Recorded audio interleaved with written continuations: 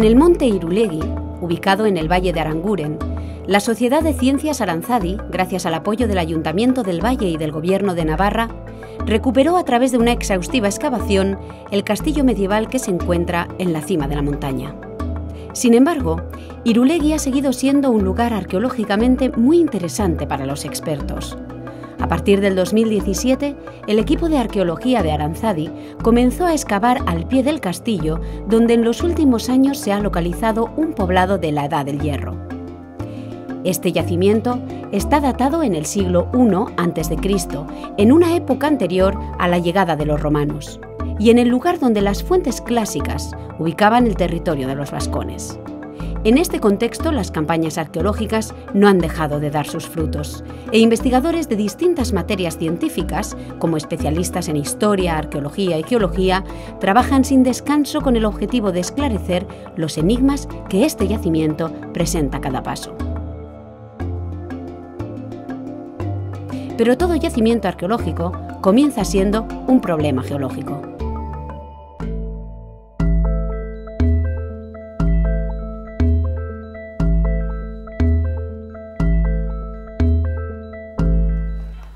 El papel de la geología o de los geólogos en los proyectos de investigación arqueológica pues suele tener distintas aproximaciones. Una de ellas, y en primera instancia, suele ser saber dónde puede haber y cómo se han formado esos yacimientos, porque todo yacimiento arqueológico más o menos empieza siendo, pues, o teniendo una problemática geológica en la que hay que saber dónde se pueden sedimentar esos sedimentos que tienen restos arqueológicos y además mediante qué procesos se han podido depositar, ¿no? Para saber cuándo, dónde encontrar estos yacimientos arqueológicos.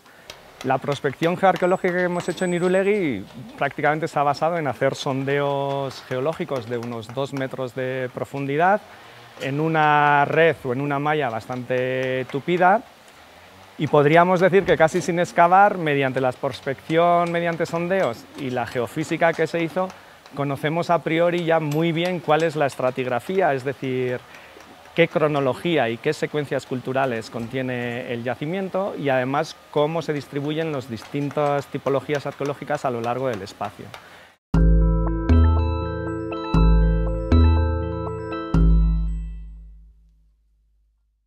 Hemos podido encontrar los restos de varias viviendas, dos edificios habitacionales de la fase final de la Edad del Hierro, y también una calle anexa a estas dos viviendas. Aunque los romanos lleguen un poquito antes al Valle del Ebro, a la cuenca de Pamplona y a esta zona prepirenaica, llegan en un contexto de guerra civil de Sertorio y Pompeyo entre el 82 y el 72 a.C., esa década, y parece ser que la gente, los pueblos que vivían aquí, que al parecer, según las fuentes grecolatinas, eran los vascones, pues estos vascones tuvieron que elegir un bando u otro y tuvieron que sufrir ese contexto bélico de enfrentamiento entre romanos.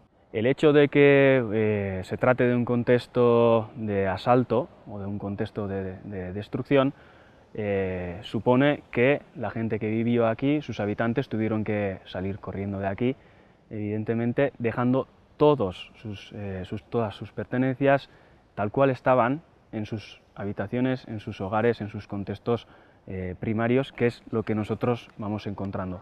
Por lo tanto, es una excavación un tanto especial, un tanto singular y yo diría que excepcional, porque encontramos esa fase final de la Edad del Hierro en una imagen congelada por este ataque romano.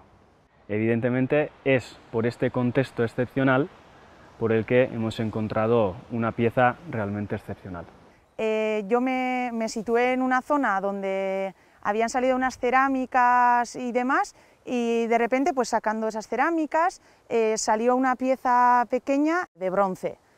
Y cuando ya te aparece una pieza así, lo primero que hacemos es sacar una foto, y ya es cuando empezamos a sacarlo con material más pequeño, palillos, con mucho cuidado. Empezamos a ver que era una pieza un poco ya más grande, delicada, porque era como una chapa muy fina, y cuando ya quedó a la vista toda la pieza al completo, otra vez le sacamos una foto de cómo estaba y ya la sacamos, la levantamos de la tierra y directamente la metimos en una bolsa. Luego ya la entregamos en el Departamento de Restauración del Gobierno de Navarra y ya ellos se dedican luego a quitarle esos sedimentos a detalle.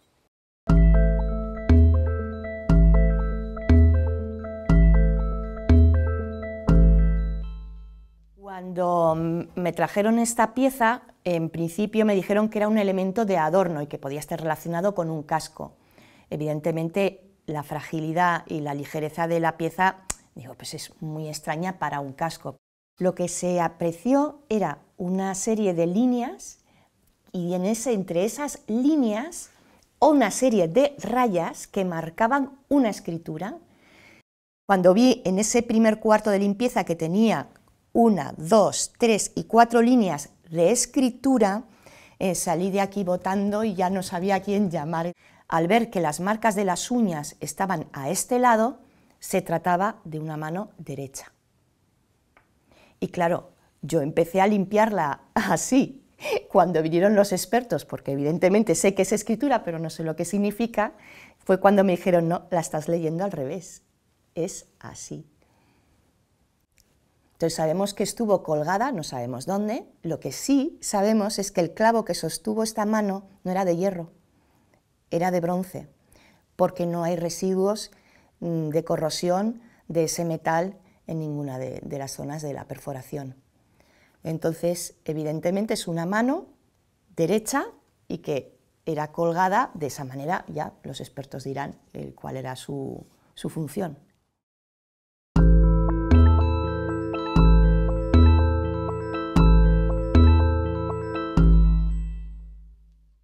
Desde el punto de vista formal, la pieza es una lámina de bronce que tiene la forma de una mano extendida y que tiene un texto escrito en caracteres paleohispánicos y en lengua vascónica.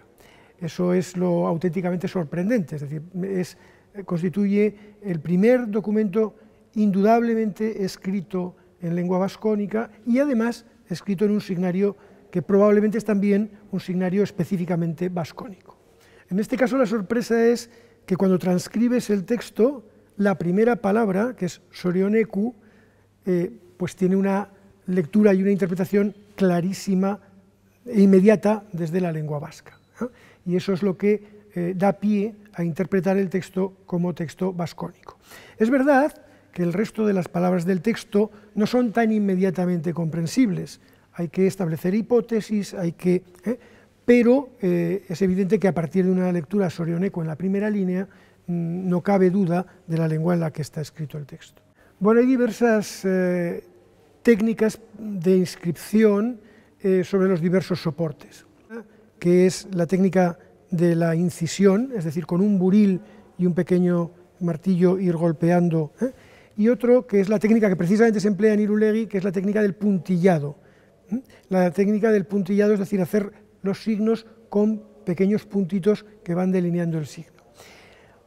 Una particularidad de la inscripción de Irulegui es que antes de hacer el puntillado, las letras se han trazado esgrafiadas, es decir, con un instrumento afilado y haciendo la incisión marcando sobre el bronce. Eso es prácticamente desconocido, no solo en toda la epigrafía antigua de Hispania, sino prácticamente en toda la epigrafía antigua del mundo occidental. Bien, la pieza está escrita en un sistema gráfico muy peculiar. Se trata de un sistema gráfico derivado, sin duda, del sistema ibérico, pero que ha sufrido alguna adaptación. Por ejemplo, la presencia de un signo que es de la forma de una T mayúscula y que probablemente es una creación particular de ese sistema gráfico para marcar algún fonema, algún sonido que todavía no hemos podido determinar, pero que no existe en el signario ibérico y que solo conocíamos por dos monedas acuñadas también en territorio vascón. Por lo tanto, podemos empezar a hablar, a partir de la pieza de Irulegui, de la existencia de un sistema gráfico propiamente vascónico en funcionamiento en esa época en el territorio. Este texto evidentemente estaba expuesto probablemente en el en la entrada de una casa, ¿no? Claro, un texto expuesto en la entrada de una casa, con esa seguridad que nos da el contexto arqueológico, y con una palabra como Sorioneku encabezando el texto, pues difícilmente puede ser otra cosa que un texto de bienvenida, un texto apotropaico, un texto de deseo de buena fortuna para el habitante de la casa o para el que llega a la casa, etcétera, etcétera. Es decir, a pesar de que no somos capaces de comprender la totalidad del texto, digamos que su sentido genérico no puede oscilar mucho de esos parámetros. Bueno, el descubrimiento es importantísimo, evidentemente. Hasta hace pocos años creíamos que los antiguos vascones no habían hecho nunca uso de la escritura para escribir su propia lengua en la antigüedad. En los últimos años, sin embargo, hemos tenido algunos hallazgos, algunas evidencias de que tal vez sí que efectivamente habían conocido una cultura gráfica, una cultura epigráfica, si no muy extensa, sí al menos existente. La pieza de Irulegui viene a ratificar que efectivamente los vascones escribieron su lengua, y que la escribieron utilizando un sistema gráfico que además fue una adaptación propia de un sistema importado. Y eso es extraordinariamente importante y nos hace reconsiderar una buena parte de las cuestiones que creíamos en torno a la cultura y a la sociedad de los antiguos vascones.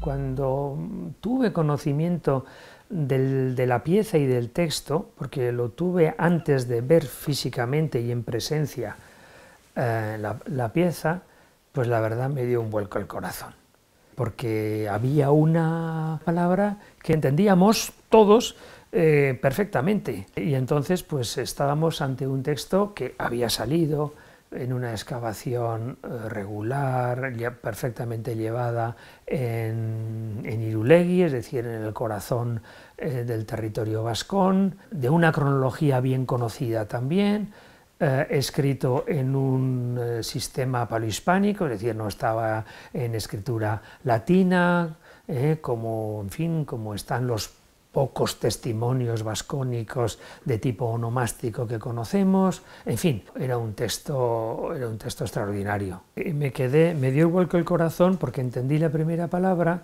pero me siguió dando más vuelcos todavía el corazón cuando las 3 líneas que vienen después pues me resultaron y me siguen resultando pues realmente oscuras todavía. Es verdad que, digamos, el sistema en que está escrito, el sistema paleohispánico de escritura, no es como el alfabeto latino o como los alfabetos modernos, que son más, como diría yo, más hábiles y más precisos en representar los sonidos de la lengua. Este sistema es un sistema que no hace diferencia entre oclusivas sordas y oclusivas sonoras, una ta de da ni una ka de ga. Por lo tanto, eso dificulta también el análisis, porque ante cualquier palabra, por ejemplo, la primera palabra, que es Sorioneku, y que, en fin, se puede relacionar, por lo menos en primera instancia, con vasco Sorioneko, pues la última sílaba Q podría leerse también como gu. Bueno, si leemos como Q es precisamente porque en este caso lo relacionamos con un elemento vasco donde sabemos que es ko y no go. Hay estas dificultades, o sea, el texto tiene muchas dificultades, pero es un texto cuyo descubrimiento, pues en fin, no sospechábamos que pudiera haber, porque, bueno, estábamos casi convencidos de que los vascos eran analfabetos en la antigüedad, ¿no? De que aprendieron a escribir, bueno, muy poquito con el íbero para acuñar algunas monedas, y después que ya adquirieron la escritura de los romanos y por lo tanto el alfabeto latino. Esto evidentemente es un texto extraordinario en ese sentido, porque nos lleva al mundo anterior a los romanos. Es verdad que el texto procede precisamente del choque entre los romanos y la sociedad indígena de los vascones de ese momento, pero lleva a su lengua, a su escritura y a, bueno, pues a su mundo. Por lo tanto, es la maravilla que es un texto de ese mundo.